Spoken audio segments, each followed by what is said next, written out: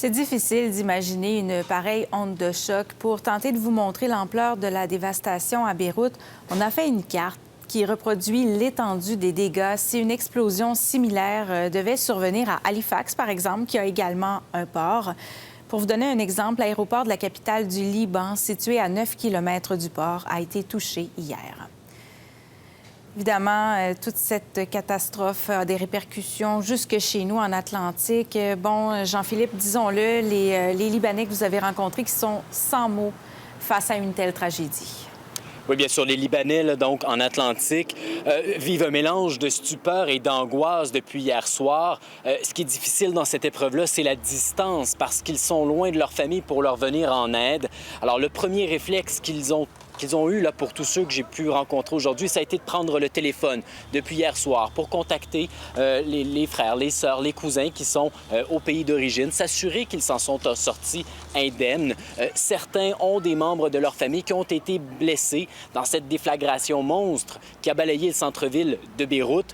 Les vitres ont tous volé en éclats. On a tous, bien sûr, vu ces images qui ont roulé à la télé depuis hier. Et le plus difficile, c'est pour ceux qui n'ont pas réussi à joindre au téléphone un proche, puisqu'il y a un très grand nombre de personnes qui est porté disparu.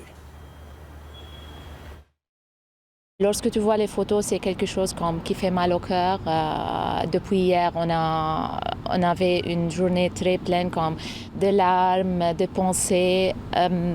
Tout simplement, c'est très triste.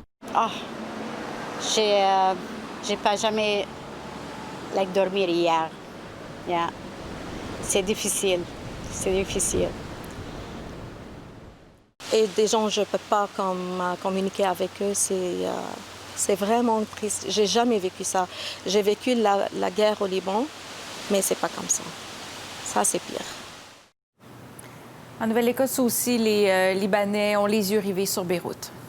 Oui, parce que le Liban est aux prises avec des défis économiques majeurs, sans parler bien sûr de la pandémie de COVID-19 et des hôpitaux qui sont déjà surchargés dans la région de Beyrouth. Alors, bien entendu, les yeux sont tournés vers Beyrouth, mais cet événement, cette catastrophe de hier, rappelle aussi une triste page d'histoire de la Nouvelle-Écosse. Aujourd'hui, c'est la ministre des Affaires acadiennes, de la francophonie et de l'immigration de la Nouvelle-Écosse, Madame Diab, la ministre Diab, qui a évoqué le parallèle entre l'explosion de hier et l'explosion d'Halifax de 1917 qui avait fait plus de 2000 morts. On peut écouter des Libanaises rencontrées à Halifax aujourd'hui.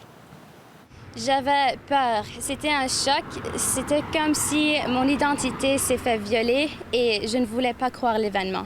Avec toutes les années de guerre, avec la COVID-19, avec toute la crise économique, avec le manque d'emploi, vraiment, le peuple libanais n'avait pas besoin de cette tragédie-là pour ajouter une misère sur leur misère.